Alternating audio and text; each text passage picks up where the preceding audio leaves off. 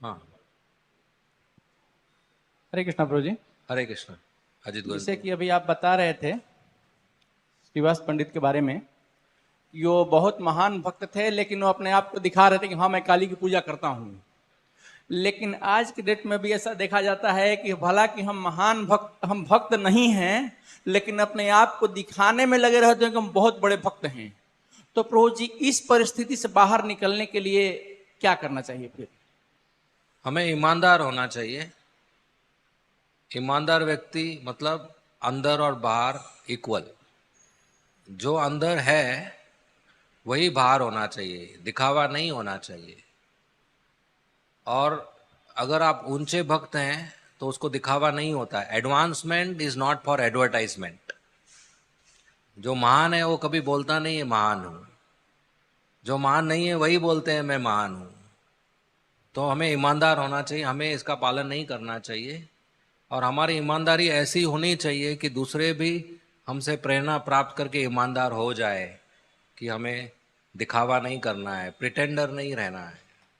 प्रभु जी, सामान्यतया ये प्रश्न होता है तो लोग कहते हैं कि हमको ऐसा आदर्श बनना चाहिए, लेकिन जहां तक मैं समझता हूं कि प्रभुपाद जी ने कृष्णा भावनामृत संघ इसीलिए बनाए कि सब लोग मिलके साथ में भक्ति करें और सब लोग साथ में मिलके आगे बढ़ें। लेकिन हम सीधा एक आदमी को कहते हैं कि नहीं ठीक है, अगर ऐसा नहीं है तो तुम करो ना। तो प्रभु जी, अगर व्यक्ति को अकेले ही कुछ करना है तो फिर कृष्णा भावनामृत संघ की क्या जरूरत थी? वो तो अकेले भी कहीं भी कर सकता है। नहीं, मैं आपको नहीं बोल रहा हूँ, मैं मुझ खुद को बोल रहा हूँ कि मुझे ईमानदार बनना है पहले। नहीं नहीं, मैं आपकी बात नहीं बोल रहा हूँ प्रभु जी, इन और जनरल में बता रहा हूँ। और शिक्षा शुरू होता है इंडिविजुअल से। अब ये जो क्लास हो रहा है और ये प्रश्न हो रहा है, ये पहला इंडिविजुअल के लिए होता है, फिर ग्रुप के लिए होता है। तो आपका प्रश्न है कि लोग दिखावा करते हैं तो हमें क्या करना चाहिए। तो हमें दिखावा नहीं करना चाहिए, हमें ईमानदार बनना चाहिए। और हमारी ईमानदारी देखकर दूसरों को प्रेरणा मिलना चाहिए कि वो ईमानदार बने।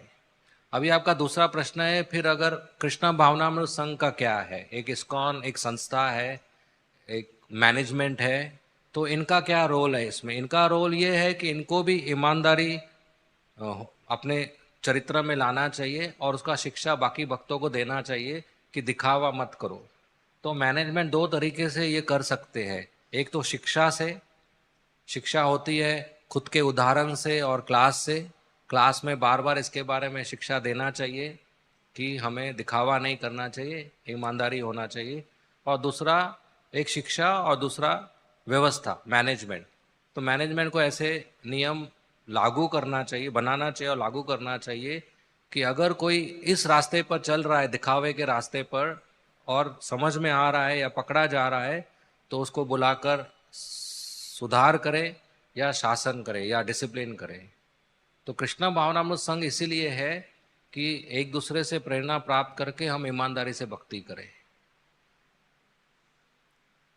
अंदर क्या है वो तब तक मालूम नहीं पड़ता जब तक बाहर व्यवहार में दिखाई नहीं देता। मैनेजमेंट तब भाग लेगा जब बाहर व्यवहार में दिखाई देगा। तब तक तो अंदर की साफ सफाई करनी है, राइट। अगर मेरे अंदर में चल रहा है मैं आज क्लास दूंगा तो सब मेरे शिष्य बन जाएंगे और समझ जाएंगे कि मैं एक स्कॉलर हूँ, और मुझे प्रणाम करेंगे और मुझे माला पहनाएंगे, मुझे दक्षिणा भी देंगे। ये मेरे अंदर चल रहा है, बाहर तो किसी को मालूम नहीं। तो ये मुझे कौन सुधार करेगा? जब तक ये बाहर नहीं आएगा तब तक तो कोई पकड़ के मुझे सुधार नहीं कर सकता है। तुम्हारे मन में क्या चल रहा है मुझे मालूम है, ऐसा तो नहीं है। जब ये बाहर आना चालू करेगा, जब मैं शिष्यों के पीछे भागूंगा या ऐसा कुछ करूंगा, तब जाकर मेरा सुधार शुरू होगा बाहर से। तब तक तो अंदर से सुधार करना है। तो मैनेजमेंट तब भाग लेता है जब वो दिखाई देता है ऐसा व्यवहार। जैसे मैंने कहा वापस, दो तरीके से, एक शिक्षा के दौरान और एक डिसिप्लिन, एक मैनेजमेंट नियम के दौरान।